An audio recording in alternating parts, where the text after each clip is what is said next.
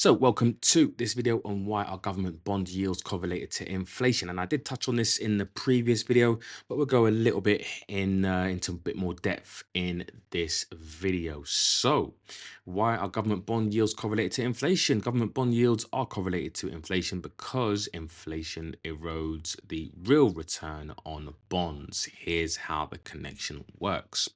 So, why bond yields rise with inflation? Inflation reduces real returns. So, bonds pay fixed interest, known as coupon payments. If inflation rises, the purchasing power of those payments decreases. To compensate, investors demand higher yields on new bonds, right? So again, we talk about these real returns, real yields, real rates, and it's inflation really is erodes the purchasing power and really the value of those payments. And so again, if inflation rises, then investors will demand higher yields on new bonds. Otherwise, what's the point in investing in in the bonds, right? Because they want a positive, at least a positive return.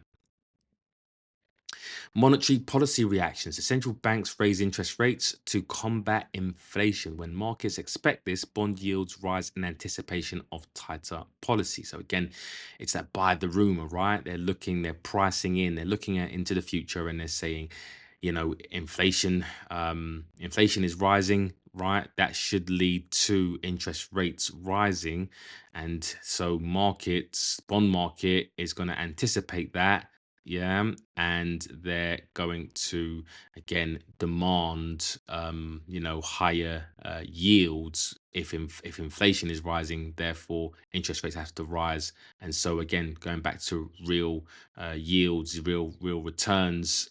If bond yields are not rising with those two components, then bonds become less attractive. So bond yields have to attract investors. Supply and demand effects. So higher inflation expectations may push investors to sell bonds, right? Fearing lower real returns. So as bond prices fall, yields, which move inversely, rise. And we have break even inflation and TIPS, which is known as Treasury Inflation Protected Securities. So investors look at break even inflation rates, the difference between nominal Treasury yields and TIPS yields. If expected inflation rises, so do nominal yields. So Treasury Inflation Protected Securities are a type of security that is where bond yields rise and fall with inflation, right? And so again, if you've got your typical nominal treasury yields and tips yields, which are designed to kind of rise and fall with inflation, then of course nominal yields have to compete with tips.